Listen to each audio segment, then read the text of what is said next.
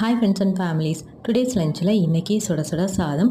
இன்றைக்கி non veg குழம்பு தான் வைக்கிற மாதிரி இருந்தது. பட் நிற்கிறதுக்கு கொஞ்சம் கோல்டாக இருந்ததுனால அவங்க அப்பா எலும்பு சூப் வச்சு கொடு அப்படின்னு சொல்லிட்டு எலும்பு எடுத்துகிட்டு வந்திருந்தாங்க.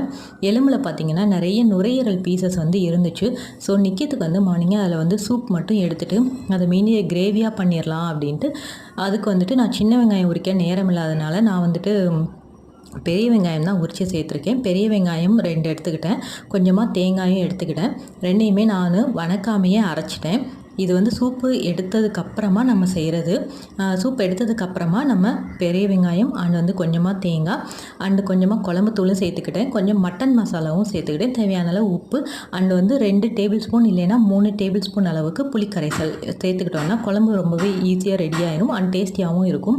ஏன்னா நம்ம சூப் எடுத்ததுக்கப்புறம் குழம்புல கொஞ்சம் டேஸ்ட்டு கம்மியாகும். அதை காம்பன்சேட் பண்ணுறதுக்காக நம்ம புளிக்கரைசல் சேர்த்துக்கலாம் அப்படின்னு சொல்லிட்டு என்னோடய அத்தை தான் இந்த ஐடியா கொடுப்பாங்க. ஸோ அதே மாதிரியே நான் இதை ஒரு கிட்டத்தட்ட ஒரு 10 to 12 விசில் வச்சு எடுத்துட்டேன். எனக்கு இந்த கிரேவி ஈஸியாக ரெடி ஆச்சு. இதுக்கு காம்பினேஷனாக பாயில் பண்ண எக் வச்சுருக்கேன். மார்னிங்கே நான் தட்டைப்பயிறு தான் குழம்பு வைக்கலான்னு ஊற வச்சுருந்தேன். ஸோ அதையும் நான் பாயில் பண்ணி வச்சுட்டேன். அதை சாப்பிட்டுக்கலான்ட்டு கொஞ்சமாக தயிரும். ஃபைனலாக இன்றைக்கி எலும்பு ரசத்தோடு எங்கள் லஞ்சை கம்ப்ளீட் பண்ண போகிறோம். உங்கள் வீட்டில் என்ன லஞ்சுன்னு கமெண்ட்டில் சொல்லுங்கள். பிடிச்சிருந்தேன்னா லைக் பண்ணுங்கள். Thank you all. பாய்.